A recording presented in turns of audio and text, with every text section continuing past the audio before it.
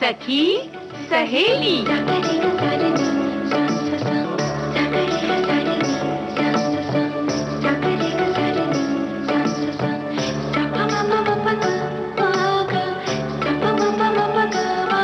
सखी सहेली।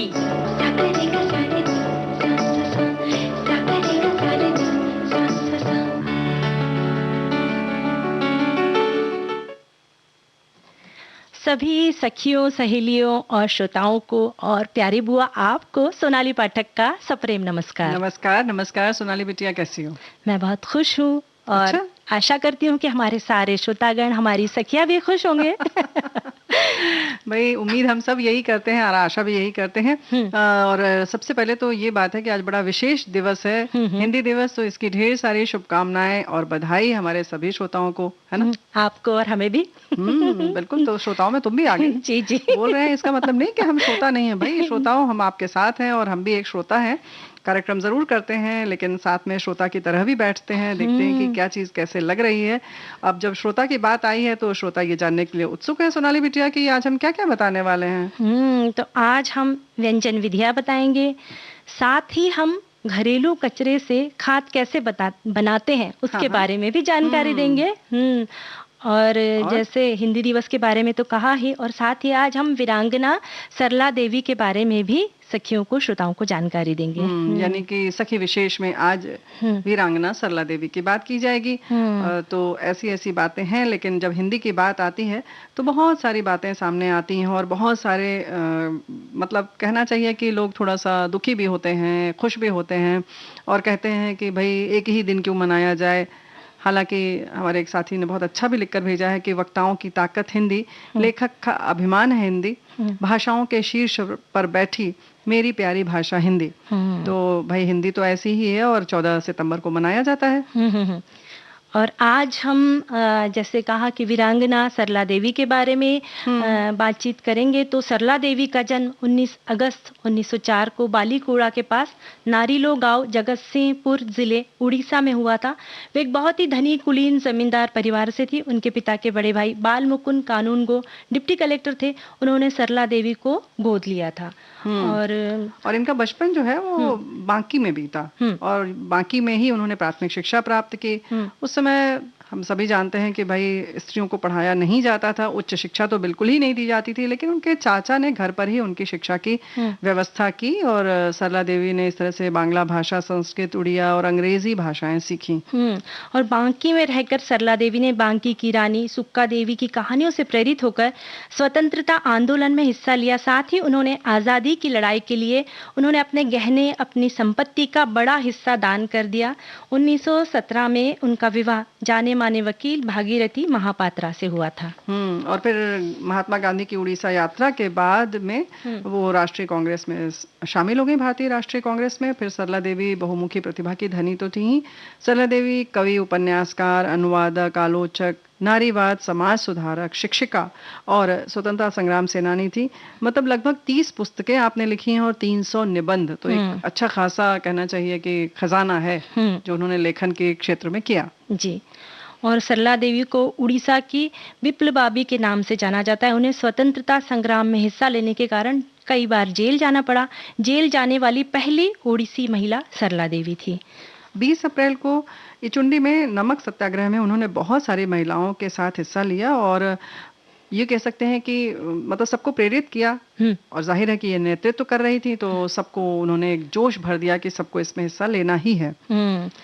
और सरला देवी उड़ीसा विधानसभा की पहली महिला अध्यक्ष, कटक सहकारी बैंक की पहली महिला निदेशक, उत्कल विश्वविद्यालय की पहली महिला सीनेट सदस्य थी।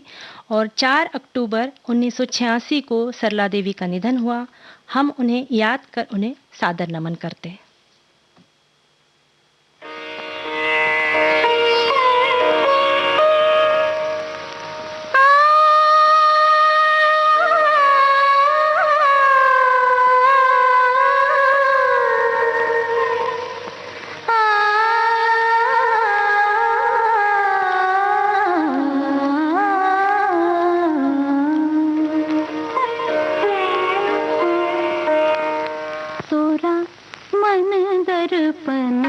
कहलाए, तोरा मन दर्पण कहलाए।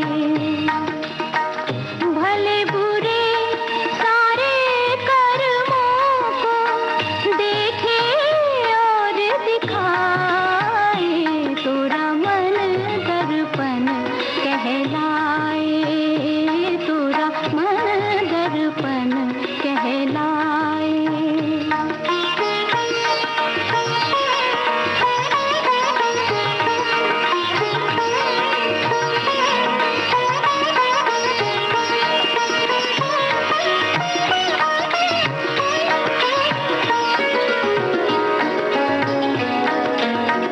मन ही देवता, मन ही ईश्वर, मन से बड़ा न कोई।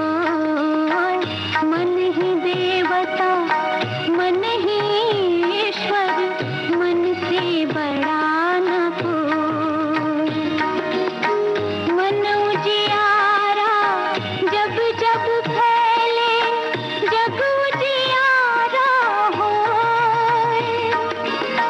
इस उजले दर्पण पर प्राणी भूल न जमने पाए, तोरा मन दर्पण कहलाए, तोरा मन दर्पण कहलाए।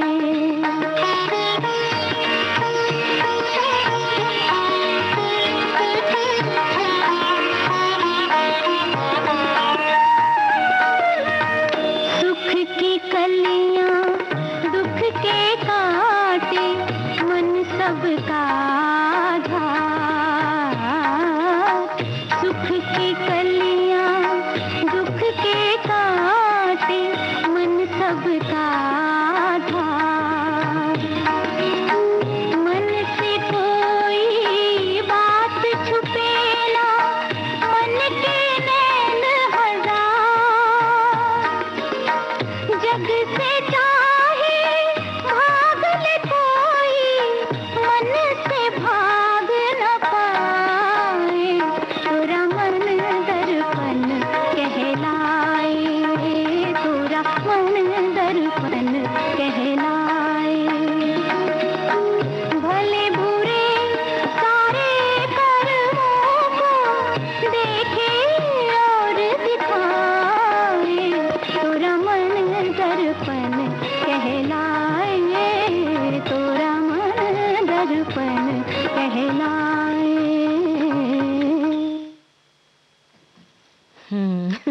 मन तो दर्पण होता है, बिल्कुल। जिससे हम सामने वाले के मन में क्या चल रहा है वो भी हमें दिखाई दे जाता है कभी कभी। ऐसा? भाई ये तो गुण हमें नहीं आया बिल्कुल भी कि सामने वाले के मन में है क्या है ये भी हम जान जाए। मन में यानी मन की बात जो है चेहरे पर आ जाती है। चेहरे पे अगर नहीं, कुछ दुखी लोग लेकिन भाव बड़े तेज होते हैं, वो बचा ले जाते हैं सोनाली, ये बात भी है। उनको पढ़ना बड़ा मुश्किल है, इसीलिए बड़े बड़े मनोवैज्ञानिक हैं और मनोविज्ञान विषय इसीलिए बना है ताकि पूरा पढ़ा जाए और सामने वाले के मन को पढ़ा जा सके, है ना। पर अगर हम किसी के करीब हो, बहुत अच्छे से मित्र हो, तो उनके मन के बात को हम पढ़ सकते हैं। भाई ठीक है, अब ये तो सीखना पड़ेगा। सही बात है। और जैसे हमने शुभकामनाएं दी हमारी सखियों को, श्रोताओं को कि आज हिंदी दिवस है, और हमारे साथियों ने भी बहुत शुभकामनाएं हमें लिखकर भेजी है। हमारे एक साथी लिखते हैं कि सभी को हिंदी दिवस की हार्दिक शुभकामनाएं। वक्ताओं की ताकत हिंदी, लेखक का अभिमान है हिंदी, भाषाओं के शीर्ष पर बैठी मेरी प्यारी भाषा हिंदी। क्या बात है, बहुत सुंदर सुंदर पंक्तियां लिखकर भेजते हैं हमारे साथी। तो प्रतिवर्ष 14 सितंबर को हिंदी दिवस मनाया जाता है, ये तो हम सब जानते ही हैं। और ये 1949 को संविधान सभा ने ये निर्णय लिया कि हिंदी केंद्र सरकार की आधिकारिक भाषा होगी, क्योंकि भारत के अधिकतर क्षेत्रों में ज्यादातर हिंदी ही बोली जाती है। इसलिए हिंदी को राजभाषा बनाने का निर्णय लिया, और इसी निर्णय के महत्व को प्रतिपादित करने और हिंदी को प्रत्येक क्षेत्र में प्रसारित करने के लिए वर्ष 1953 से पूरे भारत में 14 सितंबर को प्रतिवर्ष हिंदी दिवस के रूप में मनाया जाता है। वर्ष 1918 में गांधी जी ने हिंदी साहित्य सम्मेलन में हिंदी भाषा को राजभाषा बनाने के लिए कहा था, और इसे गांधी जी ने जनमानस की भाषा भी कहा। इसी दिन हिंदी के मूर्धन्य साहित्यकार व्यवहार राजेंद्र सिन्हा का 50वां जन्मदिन भी था और इसी कारण हिंदी दिवस के लिए इस दिन को श्रेष्ठ माना गया। हिंदी दिवस के दौरान कई कार्यक्रम होते हैं। इस दिन छात्र छात्राओं को हिंदी के प्रति सम्मान और दैनिक व्यवहार में हिंदी के उपयोग करने की शिक्षा दी जाती है। भाई यही कोशिश तो यही रहती है कि अधिक से अधिक लोग इसका इस्तेमाल करें, क्योंकि आसान है और थोड़ी गलत भी हो तो आप शुरू तो कीजिए, देखिए फिर धीरे धीरे आ जाएगी। और हिंदी दिवस पर हिंदी के प्रति इसी जागरूकता को फैलाने के लिए, प्रेरित करने के लिए बहुत सारे कार्यक्रम आयोजित किए जाते हैं, जैसे कि निबंध लेखन प्रतियोगिता होती है, वाद विवाद प्रतियोगिता होती है, विचार गोष्ठी होती है, काव्य गोष्ठी होती है, आशु कविता प्रतियोगिता वगैरह होती है। श्रुत लेखन प्रतियोगिता लगभग खत्म सी हो गई है, लेकिन इसको फिर से शुरू किया जा सकता है। हिंदी टंकण प्रतियोगिता, कवि सम्मेलनों का भी आयोजन किया जाता है। तो इस तरह तरह के आयोजन जो होते हैं वो सिर्फ इसलिए होते हैं कि जो हमारे में कुछ कमी रह गई है वो हम देखें कि कितनी हमें हिंदी आती है और कितना हमें और सीखना है, और एक जनमानस में ये एक प्रेरणा हो, एक कहते हैं ना उल्लास आ जाए कि चलो हम भी बोल सकते हैं, हम भी कर सकते हैं। तो इस तरह से एक प्रोत्साहित करने का एक तरीका है। और हिंदी के प्रति लोगों को उत्साहित करने के लिए पुरस्कार समारोह का भी आयोजन किया जाता है। राजभाषा कीर्ति पुरस्कार के अंतर्गत बहुत सारे पुरस्कार दिए जाते हैं। ये पुरस्कार किसी समिति, विभाग, मंडल आदि को उनके द्वारा हिंदी में किए गए श्रेष्ठ कार्यों के लिए दिया जाता है। इसका मूल उद्देश्य हिंदी भाषा के उपयोग को बढ़ावा देना है। तो मतलब कुल मिलाकर बात यही है कि भाई हम सब ज्यादा से ज्यादा बोलें और इसका प्रचार प्रसार करें, और आसान तो है ही, है ना। और हमारे साथी ने कुछ पंक्तियां लिखकर भेजी है, कहते हैं कि जैसे हिंदी भारत के लिए सेतु भाषा है, जैसे अंग्रेजी विश्व के लिए, हिंदी की भारतीयता का सबसे बड़ा प्रमाण है इसकी सर्वग्राहकता। वैसे हिंदी देश ही नहीं, विदेशों में भी अपनी धाक जमा रही है। अमेरिका की 12 से अधिक विश्वविद्यालय, वो 40 से अधिक महाविद्यालयों में हिंदी विषय पढ़ाया जा रहा है। यहाँ सामान्य हिंदी से हिंदी साहित्य तक के कोर्स हैं और हिंदी में शोध कार्य भी होता है। एक हिंदी भाषी भारतीय होने के नाते हमारे लिए बहुत ही गौरव की बात है। बहुत गौरव की बात है, बिल्कुल।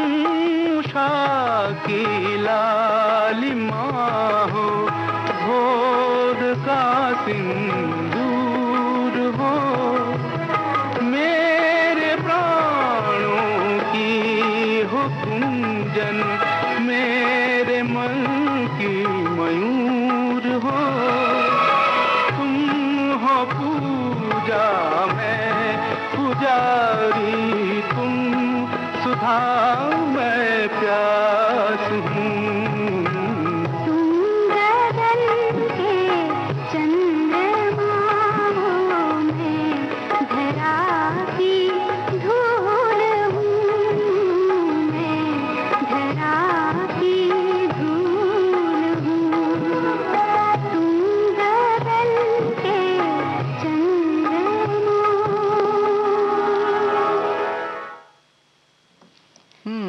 बहुत मीठा प्यारा सा ये गीत हमने सुना।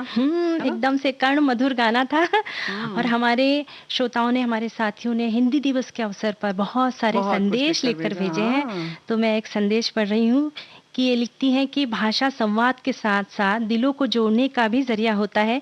भाषा एक नदी की तरह होती है जिसका अपना ही प्रवाह और अपनी सुंदरता होती है। और हिंदी भी एक ऐसी सरिता है, वो नैसर्गिक रूप से हमारे दिलों को सींचती है।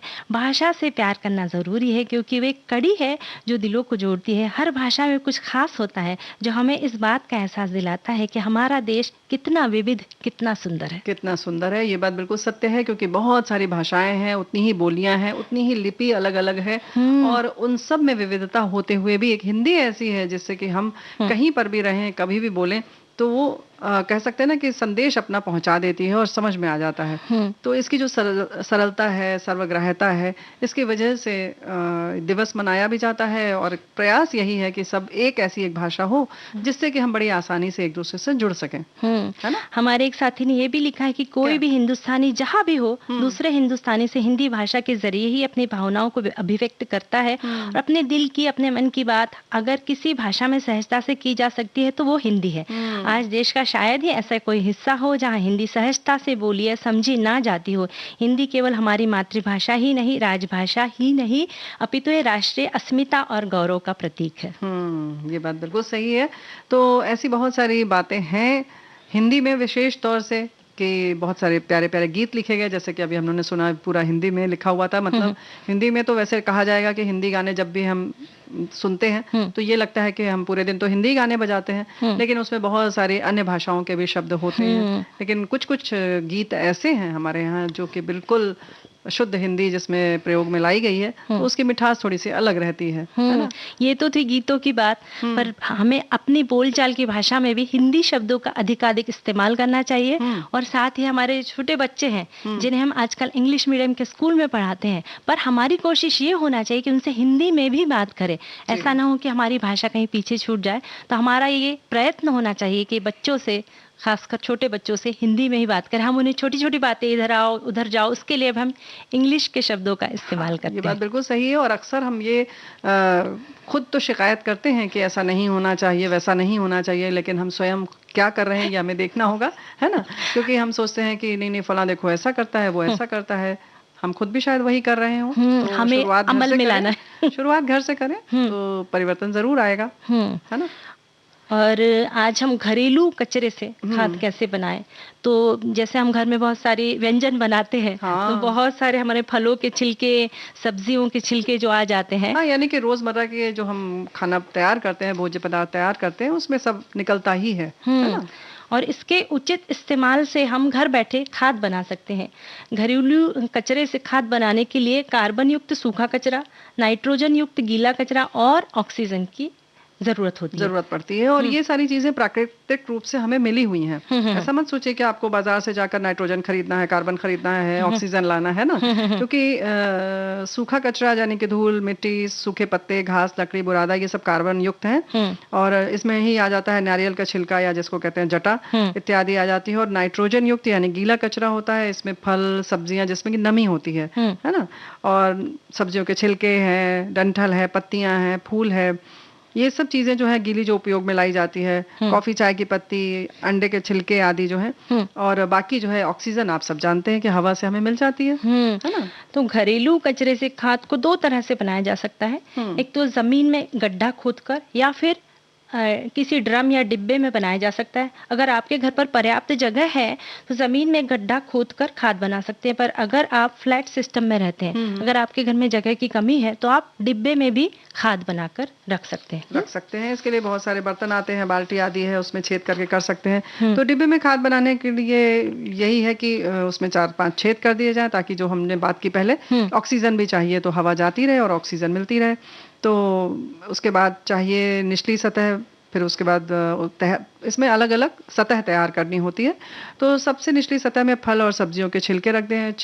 हो सके तो इनको छोटा छोटा काट लें, तो विघटन जल्दी होगा, आपकी खाद जल्दी तैयार होगी, है ना। और फिर इसके ऊपर घास फूस, पत्तियां, नारियल का छिलका, मतलब यानी कि थोड़ी सी सूखी चीजें डाल दें। फिर धूल मिट्टी डाल दें, फिर थोड़ा सा गाय का गोबर डाल दें। और बेहतर रहेगा कि अगर सूखा कंडा है तो भी ज्यादा बेहतर है, सूखा हो गोबर। तो इस तरह से आप इसको कर सकते हैं। घास फूस जरूरी है, इसमें घास भी चाहिए होती है। अखबार के टुकड़े आप पुराने डाल सकते हैं।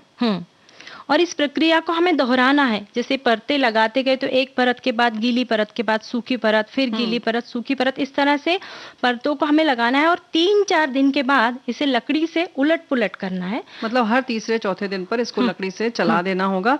और इसमें अगर आप एक मुट्ठी वो डाल सकते हैं केचुए वाली खाद, तो ज्यादा अच्छा है, क्योंकि केचुए जो है वो बहुत तेजी से इस प्रक्रिया को करते हैं, तो खाद जल्दी बन जाती है। और ये खाद जो है 3 हफ्ते से लेकर 3 महीने में तैयार होगी। ऐसा थोड़ा समय ज्यादा लगेगा, घबराइएगा मत, है ना। और हम अब कार्यक्रम के बीच में गीत सुनते हैं।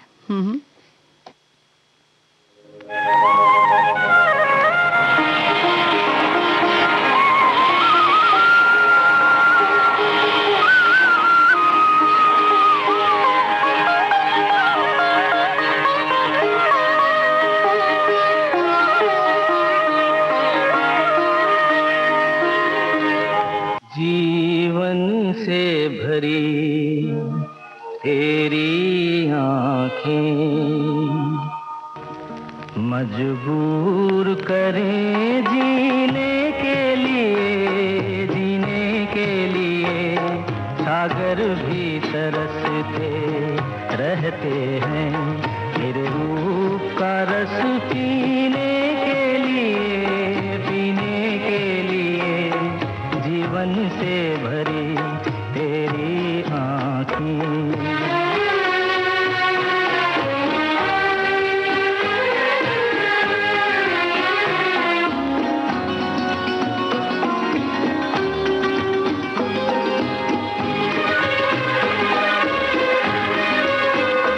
तस्वीर बनाए क्या कोई लिखे तुझ पे कविता,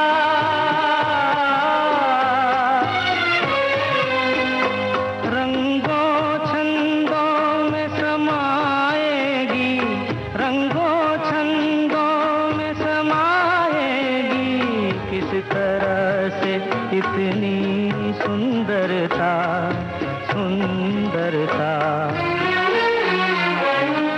एक धड़कन है तू दिल के लिए, एक जान है तू जीने के लिए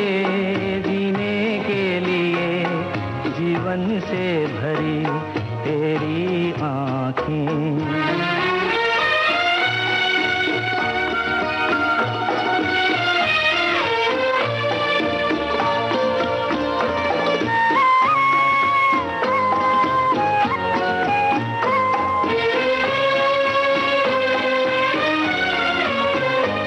मधुबन की सुगंध है सांसों में, बाहों में कमल की कोमलता,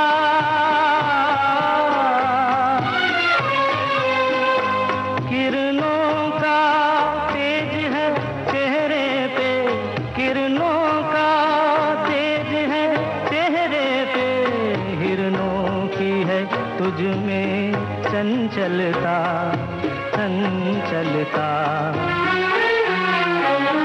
आंचल का तेरे है तार बहुत, कोई चाक जिगर सीने के लिए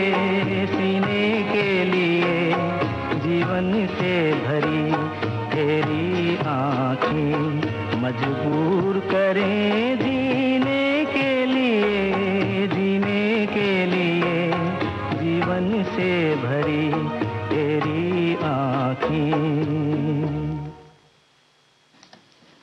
जीवन से भरी तेरी आंखें, सचमुच कुछ कुछ आंखें जो होती है जीवन से भरी होती है, उन्हें देखकर इतने खुश रहते हैं वो कि हमें भी जिंदगी जीने की इच्छा हो जाती है।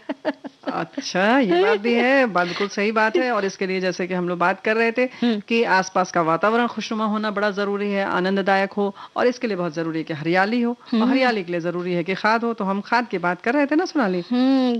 तो इस जैसे हमने बोला था कि इस प्रक्रिया के लिए हमें सतह बनाना पड़ेगा, जैसे परतें लगाना पड़ेगा, गीली और सूखी, और उसे 3-4 दिन बाद में उसे हमें डंडी से जो ऊपर नीचे करना होगा। उसके 3 हफ्ते से लेकर 3 महीने के बाद में वो खाद तैयार होती है। समय लगता है, लेकिन एक और प्रक्रिया है जो हम लोग जैसे कह रहे थे कि जमीन के अंदर भी गड्ढा बनाकर कर सकते हैं, और इसके लिए बहुत ध्यान रखना होगा कि इसमें बारिश का पानी या किसी भी और तरीके का पानी न जाए, है ना। तो इस बात का ख्याल रखना होगा। अब बात तो वही है कि गड्ढा खोद लीजिए और फिर उसमें खाद का निर्माण करिए, जो हम लोगों ने परतें बताई पहले डिब्बे में बनाने वाली, और वही इसमें भी होंगी। अब इसमें सोचेंगे कि हवा पानी कैसे जाएगी, तो हवा भाई जब आप ढक्कन खोल के उसको चलाएंगे तो पहुंच जाएगी, और वैसे भी मिट्टी के अंदर है तो बहुत सारे ऑक्सीजन अपने आप भी जाती है उसमें, है ना, क्योंकि बगल में जो मिट्टी में थोड़े थोड़े छिद्र होते हैं जिससे मिट्टी से पहुंच जाती है। तो ये प्रकृति जो है वो अपने आप सब कुछ बना लेती है, कर लेती है, बस थोड़ा सा हमें प्रयास करना चाहिए, है ना?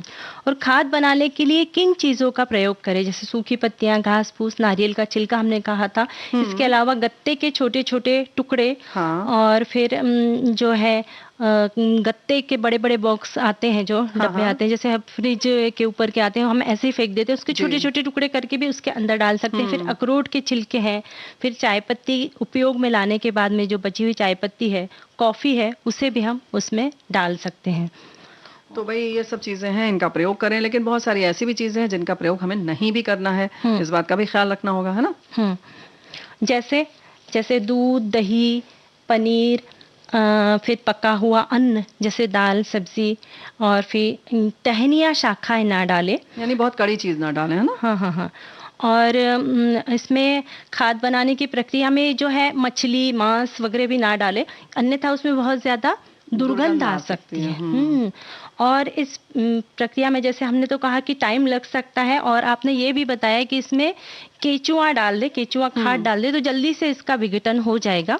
हाँ, या तो ये डालें, या तो आप जो आपके गार्डन की जो मिट्टी होती है, अगर वो एक मुट्ठी डाल देंगे तो उसमें बहुत सारी जो उसके तत्व होते हैं, पौष्टिक तत्व खादों के अलग होते हैं, तो वो भी उसमें अपने आप धीरे धीरे मिल जाएंगे और वो उस प्रक्रिया में सहायक होते हैं। अब कार्यक्रम में वक्त हो चला है अंतराल का, तो लेते हैं अंतराल।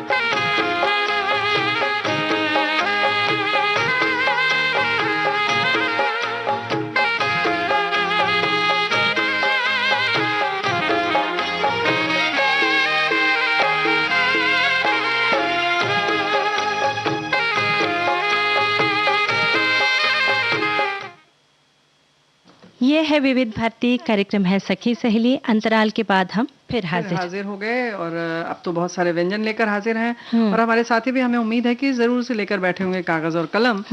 वैसे आज की व्यंजन जो है बहुत आसान से हैं, हमें लगता है कि ज्यादा कागज कलम की जरूरत नहीं पड़ेगी, है ना। और हमारी सखियां जो है वो भी हमें कुछ व्यंजन विधियां लिखकर बता सकती हैं। तो सबसे पहले हम सब्जियों का सूप, उसके बारे में हम सामग्री जो है, बारीक कटी सब्जियां, फिर है फूल गोभी, पत्ता गोभी, गाजर, शिमला मिर्च, मकई के दाने, 1 चम्मच मक्खन, 1 छोटा चम्मच काली मिर्च पाउडर, प्याज 1, लहसुन 4-5 कलियां, अदरक 1 बड़ा टुकड़ा, गेहूं का आटा 1 कटोरी, 1 चम्मच कॉर्नफ्लोर पाउडर, नमक, 1 चम्मच soya sauce, chilli sauce, tomato sauce, और 1 चम्मच सिरका चाहिए। तो इसकी हम विधि बता रहे हैं कि गेहूं का आटा सानते समय उसमें अदरक, लहसुन, हरी मिर्च को पीस कर उसे छान कर उसके पानी से आटा गूंथे। और सख्त आटा हमें गूंथना है, यानी हम वो अदरक, लहसुन, हरी मिर्च जो है उसको मिक्सी में पीस के और उसको छान के उसका पानी जो है उससे हमें आटा गूंथना है और कड़ा गूंथना है। और अब इसे हमें साइड में रख देंगे और सब्जियों को धोकर महीन महीन काट के एक कढ़ाई में 1 चम्मच मक्खन डालकर सब्जियों को थोड़ी देर के लिए चलाएंगे। उसमें नमक और काली मिर्च डालेंगे। अब एक बर्तन में 2 गिलास पानी रखकर उसमें बड़ा बड़ा कटा हुआ प्याज, कुटा हुआ अदरक, लहसुन डालकर उबालें और तब तक ये आधा न हो जाए तब तक इस पानी को उबालकर इस पानी को छानकर उन सब्जियों में हमें डालना है। अब इस आटे को एक मोटे कद्दूकस से मोटा मोटा कद्दूकस करना है और उस आटे की जो छोटी छोटी लोइयां, जो छोटे छोटे टुकड़े हैं, वो उस सब्जी में हमें डालना है और 5 मिनट तक पानी, सब्जियां और ये जो छोटे छोटे आटे की जो छोटी छोटी लोइयां हैं इसको उबालना करेंगे, यानी कि वो लच्छे जैसे हो जाएंगे। हाँ, लच्छे, हाँ, छोटे छोटे, और उन्हें उबलने देना है बहुत देर तक, एक 5-7 मिनट तक, जब तक वो पूरी तरह से पक ना जाए सब्जियां। कैसे पता चलेगा पक गया? वो हम देखेंगे ना उसे उंगलियों से दबा के कि सब्जी और ये सब हो गए हैं। अच्छा, 6-7 मिनट में पक जाएगा। अब उसमें chilli sauce, tomato sauce, soya sauce डालेंगे, उसमें सिरका डालेंगे और 1 चम्मच जो है कॉर्नफ्लोर जो है पानी में घोल के वो उसमें डाल देंगे और उसमें धीरे धीरे धीरे डालेंगे ताकि उसकी गुठली ना बन जाए। और इसे 2 मिनट तक उबाल आने देंगे और गरम गरम परोसेंगे ये सूप। वैसे कॉर्नफ्लोर अगर आप ठंडे पानी में घोल लेंगे तो गुठली नहीं पड़ेगी, और उसको घोल लें, किसी कप में पानी ले लें, आधा कप पानी, और उसमें जितना भी आपको डालना है वो चला लें, घोल लें, और तब आप डालेंगे तो गुठली नहीं पड़ेगी। तो इसको गर्म पानी में कभी भी घोलने का प्रयास मत कीजिएगा। कॉर्नफ्लोर हमेशा ठंडे पानी में सही घुलता है। और अब जब बात आ रही है तो फिर मटर चीज कटलेट बता दें।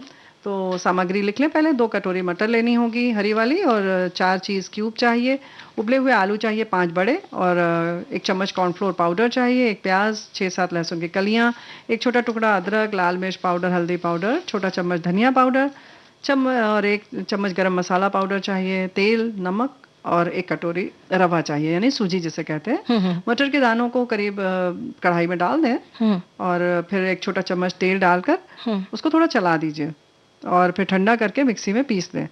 एक कढ़ाई में थोड़ा तेल डालकर उसमें बारीक कटा प्याज डालें, फिर सुनहरा होने तक उसे भून लें। फिर लहसुन अदरक पिसा हुआ डाल लें, हल्का भुनें। फिर हरी मिर्च, हल्दी डाल दें, धनिया पाउडर डाल दें, फिर इसको थोड़ा सा भून दें।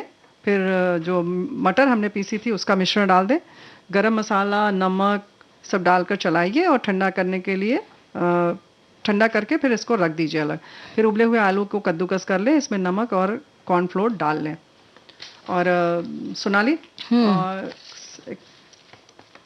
और इसके संग संग क्या करना है फिर बताओ। और एक बड़ी कटोरी में कॉर्नफ्लोर को पानी में घोलकर रखें। अब आलू के मिश्रण की हाथ से पूरी जैसी बनाकर, जैसे ऐसे कटोरी जैसी बनाकर उसमें मटर का जो मिश्रण है, जो भरावन हमने तैयार किया है, इसे ठंडा कर दे और उसे बंद करके उसे टिकिया का आकार दे दे। अच्छा। और इस टिकिया को घुले हुए कॉर्नफ्लोर में डुबाए, जैसे अभी आपने बताया कि उसे बिल्कुल गुनगुने पानी में, ठंडे पानी में घोलना है कॉर्नफ्लोर को। उस टिकिया को उसमें डुबाना है और फिर उसको हाथ से ऐसे प्रेस करके उसे रवा जो है, हमने सूजी जो ली है एक बर्तन में, एक प्लेट में, उसमें उलट पुलट करके उसमें अच्छे से बाहर से लपेट दे। और उसको गरम तेल में धीमी आंच पर तल के हरी चटनी के साथ में ये परस लें। तो ये जब रवा उसमें चिपक जाएगा तो थोड़ा कुरकुरा ज्यादा हो जाएगा और अच्छा बनेगा, क्रिस्पी। अब गीत सुनते हैं। अच्छा।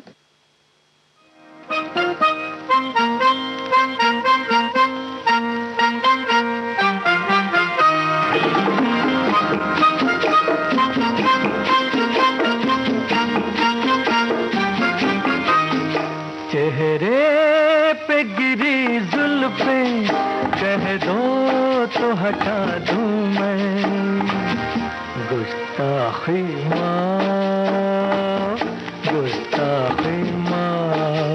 एक फूल तेरे जूड़े में कह दो तो लगा दूं मैं, गुस्ताखी माँ, गुस्ताखी माँ।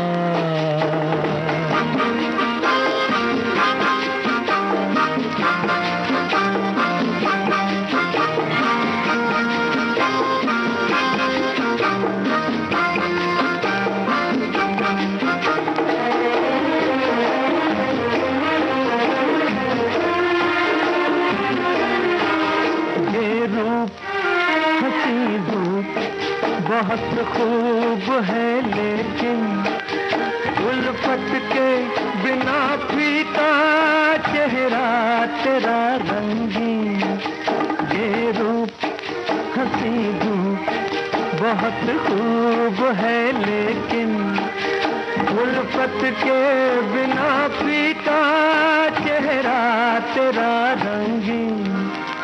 एक दीप मोहब्बत का कह दो तो जला दूं मैं। गुस्ताखी माँ, गुस्ताखी माँ, चेहरे पे गिरी जुल्फें कह दो तो हटा दूं मैं। गुस्ताखी माँ, गुस्ताखी माँ।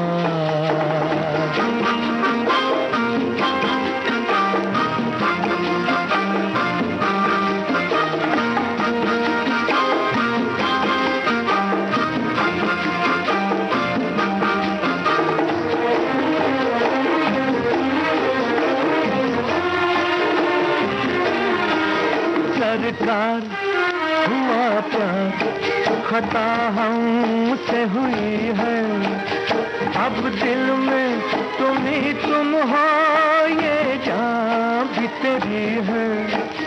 सरकार हुआ प्यार खता हमसे हुई है, अब दिल में तुम ही तुम हो ये जान भी तेरी है। अब चीर के इस दिल को कह दो तो दिखा दूं मैं। गुस्ताखी माँ, गुस्ताखी माँ, चेहरे पे गिरी जुल्फें कह दो तो हटा दूं मैं। गुस्ताखी माँ, गुस्ताखी माफी मांग लेना या क्षमा मांग लेना, इससे जो है वो वातावरण हल्का हो जाता है। और जो सामने वाले जो है जिनसे हमने गलती की है उनसे भी क्षमा मांग लेने से उन्हें भी हम बराबर सम्मान देते हैं कि चलो भाई हमसे गलती होगी, अगली बार हम वो गलती नहीं करेंगे। ये बात बिल्कुल सही है, लेकिन क्षमा मांगने के भी बहुत सारे तरीके हैं, लेकिन हम तो व्यंजन विधि की बात कर रहे थे सोनाली। तो मीठा मीठा व्यंजन। अच्छा। मावा गुलकंद मीठा पराठा, ये इसकी सामग्री है 250 ग्राम मावा, 1 बड़ा चम्मच गुलकंद, 1 कटोरी मैदा, 1 कटोरी गेहूं का आटा, मोयन के लिए तेल, पीसी शक्कर 1 कटोरी, 1 छोटा चम्मच इलायची पाउडर और 1 बड़ा चम्मच घी। तो विधि, सबसे पहले मावे को धीमी आंच पर हल्का भून ले, बिल्कुल हमें 3-4 मिनट तक ही भूनना है उसे ठंडा करने के लिए रख दे। अब मैदा और गेहूं के आटे में 1 बड़ा चम्मच तेल का मोयन डालकर सख्त गूंथ कर रख दे। मावा जब पूरा ठंडा हो जाए तब उसमें गुलकंद और पीसी शक्कर मिलाए, इलायची पाउडर डाले, ये भरावन तैयार होगा। अब इस आटा जो है इसकी पूरी की तरह जो है हमें छोटी सी रोटी बेलना है, यानी पूरी के आकार की, और उसमें भरावन भरकर ऊपर से पूरा बंद करके हल्के हाथ से हमें बेलना है और घी डालकर धीमी आंच पर हमें ये सेकना है तवे पर। हाँ, बस इसमें एक छोटी सी टिप देना चाहती हूँ कि ये जो है मावा गर्म हो उसमें उस वक्त उसमें बिल्कुल भी शक्कर ना डाले, नहीं तो क्या होगा उसमें पानी छोड़ने लगेगा और जो है हमारे जो ये पराठा है ये बिगड़ जाएगा, क्योंकि वो फैलने लगेगा, हमें बेल ही नहीं पाएंगे इसे। तो पूरा ठंडा होने दे और जब बिल्कुल बनाना है, अब पराठा बनाना है, उसी वक्त उसमें शक्कर डालें और शक्कर डाल के तुरंत बनाएं, क्योंकि शक्कर डाल के अगर हमने रख दिया तो थोड़ी देर इधर उधर हो गए तो फिर से उसमें पानी छोड़ने लगेगा। तो ये एक सावधानी हमें थोड़ी सी बरतना होगा। अच्छा, हमें लगता था कि नमक ही पानी छोड़ता है, शक्कर भी पानी छोड़ती है। क्या बात है। तो भाई ऐसा है कि एक और पौष्टिक चीज बता देते हैं, ये तो तुमने बड़ी भारी चीज बता दी, लेकिन जो साबुत अनाज जो है ये तो हमारे सखियां लोग खाते ही हैं, हमारे दोस्त लोग खाते हैं। इसके संग चाट भी बनाते ही होंगे, लेकिन हाँ इसमें अगर आप सारे जो अनाज हैं उनका अगर मिश्रण कर लें तो और अच्छा हो जाएगा। जैसे मूंग है, मोठ है, चौलाई है, चना है, सब 1-1 मुट्ठी ले लीजिए और इन्हें भिगो दीजिए। और इसके संग संग पहले सामग्री बता देते हैं। 1 प्याज चाहिए, 1 टमाटर चाहिए, हरी मिर्च, 1 नींबू, चाट मसाला, नमक और कटा हुआ हरा धनिया। आप चाहें तो थोड़ी सी अदरक भी ले सकती हैं। सारे साबुत अनाजों को अलग अलग भिगो दें और इसे अंकुरण के लिए किसी साफ कपड़े में बांधकर कहीं लटका दें और ऐसी जगह लटकाएं जहां पर हवा आती रहे। और अगर आपको लगता है कि ज़्यादा समय के लिए तो उस पर थोड़ा पानी का छिट्टा देती रहें। जब ये अंकुरित हो जाए तो उसमें निकाल लें उसको, और फिर थोड़ा सा अगर आपको ठीक लगता है तो थोड़ा सा उबालने के लिए रख दें, लेकिन बहुत ज़्यादा इसको नहीं पकाना है, हल्की सी बस भाप देनी है, थोड़ी सी नम हो जाइए, और मतलब लगभग 1 सीटी बस दें। और फिर इसमें जो अतिरिक्त पानी, वैसे तो कोशिश ये करें कि ज़्यादा पानी ही ना डालें, लेकिन अगर थोड़ा भी अतिरिक्त है तो उसे आप निकाल सकते हैं और उसको फिर किसी और चीज़ में प्रयोग में ला सकते हैं, चाहे तो आटा गूंदने में या दाल या चावल सब्जी में डाल सकते हैं।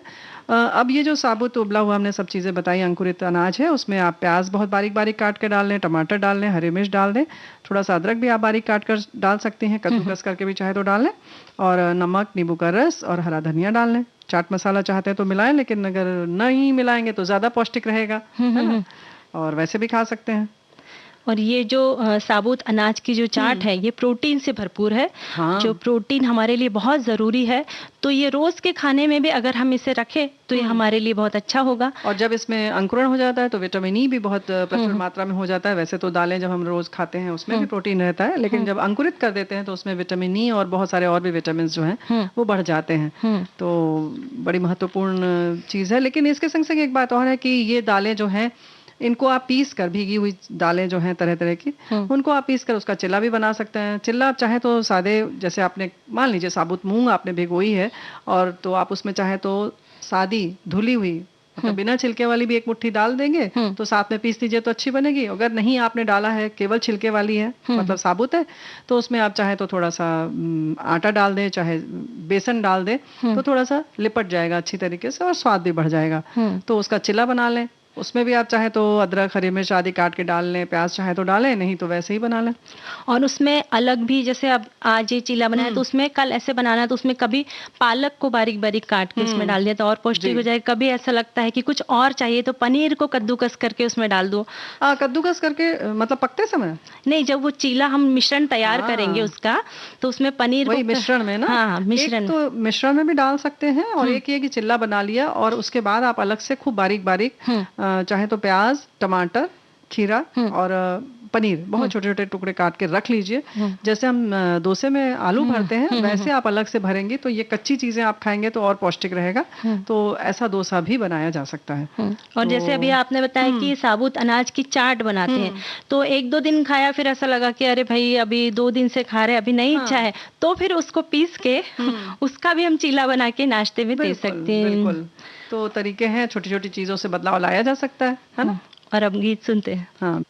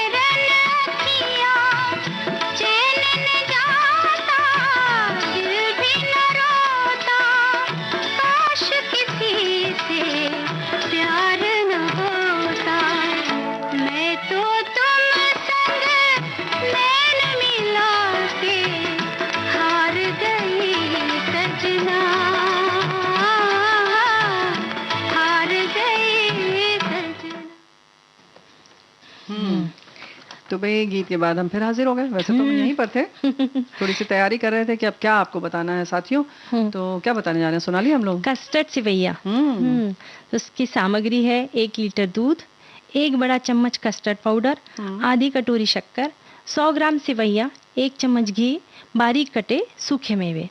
फिर एक और बार हम सामग्री बता रहे हैं। 1 लीटर दूध, 1 बड़ा चम्मच कस्टर्ड पाउडर, आधी कटोरी शक्कर, 100 ग्राम सेवइयाँ, 1 चम्मच घी, बारीक कटे सूखे मेवे। अब इसकी और विधि इसमें है। 2 चीजें हैं, कस्टर्ड पाउडर आप अपने फ्लेवर का अपनी पसंद का ले सकते हैं, और सूखे मेवे भी आपकी जितनी इच्छा हो, जो जो चाहिए वो लीजिए, और कुछ इसमें कम ज्यादा भी कर सकते हैं ना। और इसकी विधि में सबसे पहले जो 3/4 जो दूध है उसका हमें कस्टर्ड तैयार करना है, और जो 1/4 दूध है वो हमें सिवैयों के लिए अलग रखना है। अच्छा। तो 3/4 दूध को भगोने में डालकर उबाले और शक्कर डाले, और थोड़े से गुनगुने दूध में कस्टर्ड पाउडर डालकर धीरे धीरे गर्म दूध में धीरे धीरे डाले और लगातार चलाते रहिए ताकि उसकी गुठली ना बन जाए। अब 3-4 मिनट के बाद में जब ये मिश्रण गाढ़ा हो जाएगा तो उसे ठंडा करने के लिए अलग रख दें। अब एक कढ़ाई में घी डालकर उसमें सिवैयाँ थोड़ी सी भून ले, थोड़ी सी सुनहरी हो जाए तो उसमें जो हमने 1/4 दूध अलग रखा था वो डालकर सिवैयों को हम पका लेंगे, और जब दूध सूख जाएगा यानी सिवैयाँ पूरी पककर इसी खुली खुली हो जाएगी तो उसे ठंडा करने के लिए रख देंगे। अच्छा। अब जो ठंडा हो जो कस्टर्ड है उसी में इन सिवैयों को भी हम डाल देंगे, और फिर उसमें सूखे मेवे भी डाल देंगे, और फिर उसे अच्छे तरह से चला के फिर से उसे फ्रिज में ठंडा करने के लिए रख देंगे, और ठंडी ठंडी जो है कस्टर्ड सिवैया जो है हम सर्व कर सकते हैं। सर्व कर सकते तो हैं। इसके लिए सूखे मेवों के लिए अगर जैसे कि आपने बादाम है, काजू अगर लिया है तो इसको आप बहुत थोड़े से घी में तल लेंगी तो बहुत स्वाद उसका बढ़ जाएगा। फिर उसको बारीक बारीक काट के डालेंगे तो सोंधापन रहेगा। और इसके संग संग एक बात और है कि 1/4 दूध की जहां तक बात हो रही, तो अगर समझिए कि 2 गिलास दूध है तो मतलब 1/4 आधा गिलास दूध आप सेवइयों के लिए रख लीजिए, और बाकी जो बचा हुआ दूध है वो आप कस्टर्ड में डालिए। तो इस तरह से आपकी माप हो जाएगी आराम से, है ना। कभी कभी ऐसा होता है ना बुआ जी कि घर में अचानक से कोई मेहमान आने वाले हैं, फिर अब कुछ मीठा क्या बनाएं, तो घर में कस्टर्ड पाउडर तो रहता ही हमारे घर में। नहीं, ऐसा तो नहीं है कि सब जगह रहे। पर ला सकते हैं, जैसे फल कस्टर्ड फ्रूट कस्टर्ड बनाना है, फिर बाजार जाना है, इतने सारे फल लेकर आना है। पर कस्टर्ड सिवैया है तो सिवैया भी जो आम तौर पर यानी मोटे मोटे तौर पर घर में सिवैया और कस्टर्ड पाउडर रहता है तो जल्दी से हम इसको बना सकते हैं। हाँ, ये फ्रूट कस्टर्ड के लिए ये जरूर है कि फलों को उतना काटना, छीलना और फिर बारीक बारीक, क्योंकि उसमें डालने के लिए आपको संतरा भी पूरी तरह से छीलना पड़ता है, अंदर भी जो उसका छिलका होता है वो भी निकालना होता है, बीज निकालनी होती है, तो जाहिर है कि थोड़ा सा मुश्किल होता है। सेब आदि भी डालना है तो कोशिश लोग यही करते हैं कि कस्टर्ड चूंकि इतना मुलायम होता है तो उसमें छिलका वगैरह उतार दें, है ना। तो दिक्कत तो होती है। दिक्कत क्या होती है, मतलब थोड़ा समय लगता है, श्रम साध्य काम है, तो उन सब से बचने के लिए सोनाली ने बता दिया फट से कि सेवइयाँ डाल दीजिए और सारा काम हो जाएगा, है ना। लेकिन ड्राई फ्रूट्स हैं वो तो चाहिए ही चाहिए, तो इसमें आप बहुत सारी चीजें डाल सकते हैं। और अब गीत सुन सकते हैं। बिल्कुल सुन सकते हैं।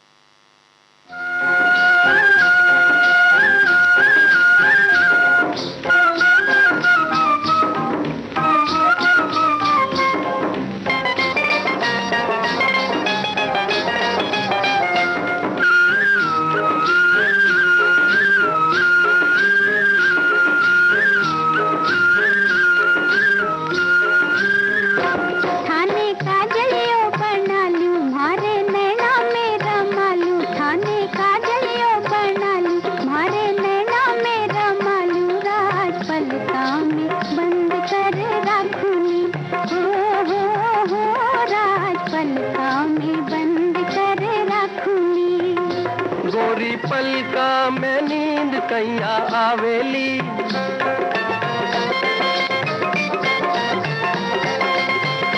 गोरी पलका में नींद कैया आवेली, आवेली गोरी पलका में नींद कैया आवेली।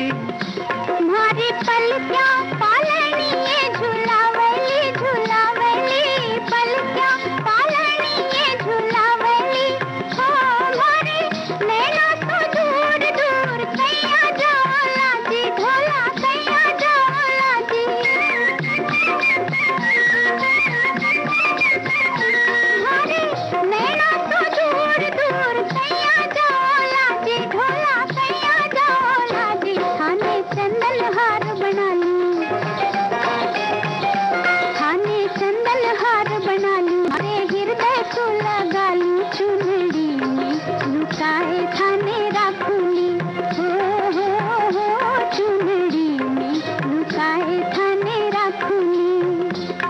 गोरी चुंदड़ी लहर लहरावेली,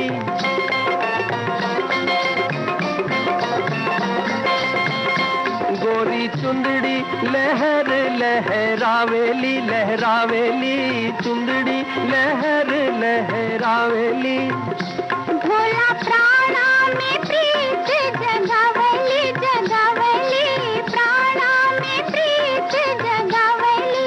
ओ मारे हिवड़े सो दूर दूर कैया जाला जी, भोला कैया जाला जी।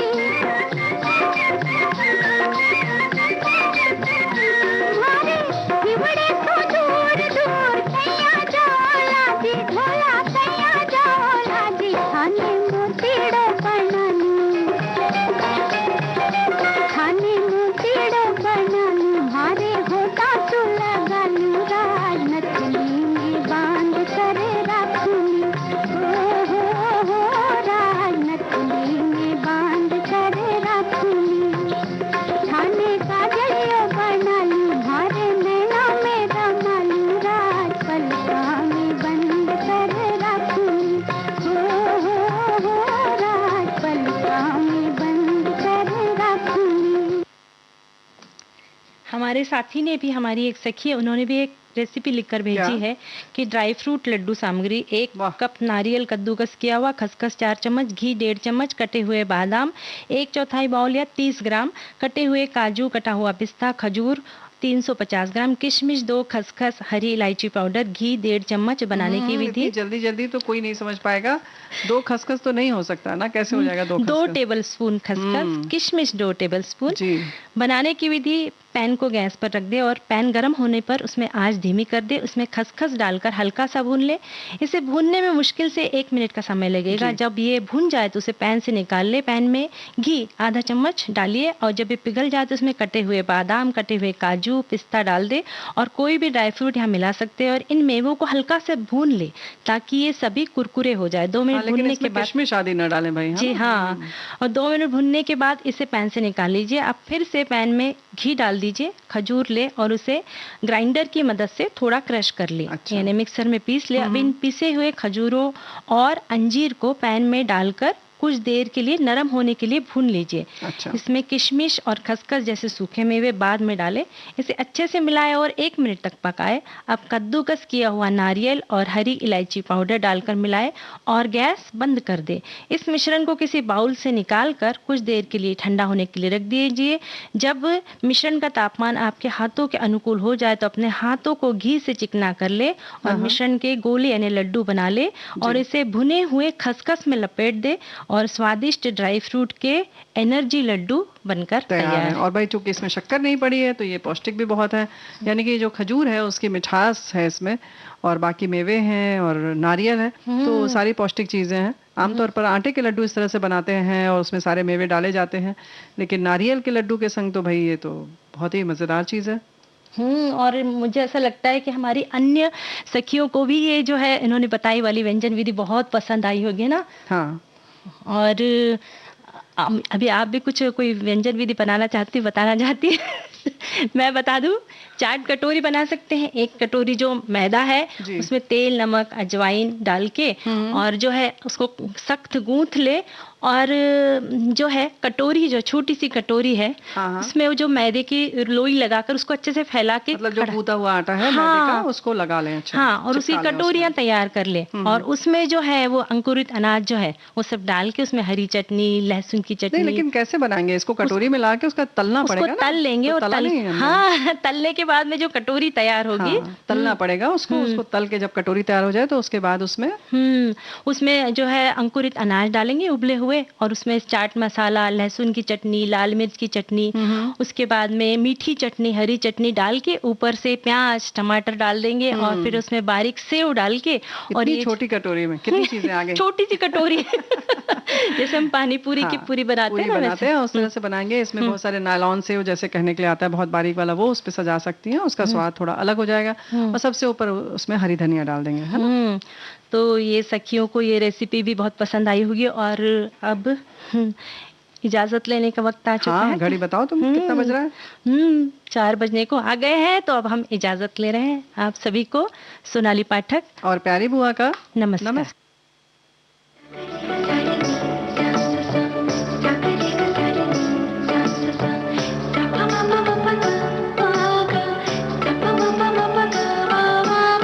सखी सहे